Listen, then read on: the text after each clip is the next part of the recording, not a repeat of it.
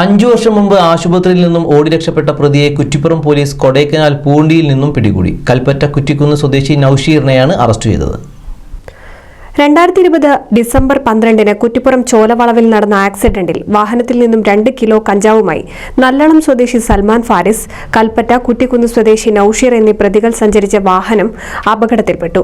പരിക്ക് പറ്റിയ സൽമാൻ ഫാരിസിനെ ഹോസ്പിറ്റലിൽ പ്രവേശിപ്പിച്ചു. നൌഷീർ ആശുപത്രിയിൽ നിന്നും ഓടി രക്ഷപ്പെടുകയായിരുന്നു. 5 വർഷത്തിനു ശേഷം ഈ കേസിലെ പ്രതിയായ നൌഷീറിനെ കുറ്റിപ്പുറം പോലീസ് അന്വേഷിച്ച് കണ്ടെത്തുകയായിരുന്നു. നൌഷീർ കൊടൈക്കനാലിൽ എത്തിയെന്ന് വിവരം ലഭിച്ചതിന്റെ അടിസ്ഥാനത്തിൽ കുറ്റിപ്പുറം SI സുധീറിന്റെ നേതൃത്വത്തിലുള്ള പോലീസ് സംഘം ശനിയാഴ്ച കൊടൈക്കനാലിലേക്ക് തിരിച്ചു. ഞായറാഴ്ച രാവിലെ നൌഷീറിനെ കൊടൈക്കനാലിൽ നിന്നും 50 കിലോമീറ്റർ ജനവാസമില്ലാത്ത പൂണ്ടി എന്ന സ്ഥലത്തു നിന്നും പിടികൂടുകയായിരുന്നു.